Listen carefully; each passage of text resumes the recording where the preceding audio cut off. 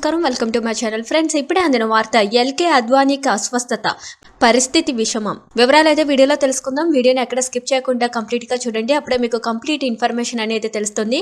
అలాగే ఇప్పటి వరకు మన ఛానల్ ఎవరైతే సబ్స్క్రైబ్ చేసుకోలేదో దయచేసి సబ్స్క్రైబ్ చేసుకోండి. అదేవిధంగా లైక్ చేయడం మాత్రం మర్చిపోకండి. ఇంక లేట్ చేయకుండా వివరాల్లోకి అయితే వెళ్ళిపోదాం. బీజేపీ కూరు వృద్ధుడు మాజీ ఉప ప్రధాని ఎల్కే అద్వానీ అస్వస్థతకు గురయ్యారు. దీంతో ఆయన్ని అపోలో ఆసుపత్రికి తరలించారు. ప్రస్తుతం ఆయన వైద్యుల అబ్జర్వేషన్లో ఉన్నారు. అద్వానీ ఆరోగ్య స్థితిపై వైద్యులు స్పష్టమైన ప్రకటన చేయాల్సి ఉంది.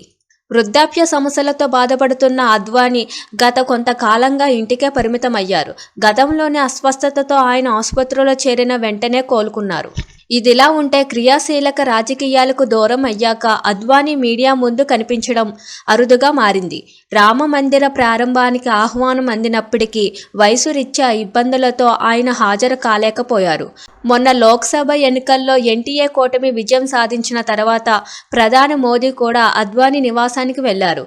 వరుసగా మూడోసారి ప్రధానిగా బాధ్యతలు చేపట్టడానికి ముందుగా మోదీ అద్వానీ ఆశీస్సులను తీసుకున్నారు. ఇలాంటి లేటెస్ట్ న్యూస్ కోసం మన ఛానల్ని లైక్ చేయండి, షేర్ చేయండి, సబ్స్క్రైబ్ చేసుకోండి. Thank you for watching this video.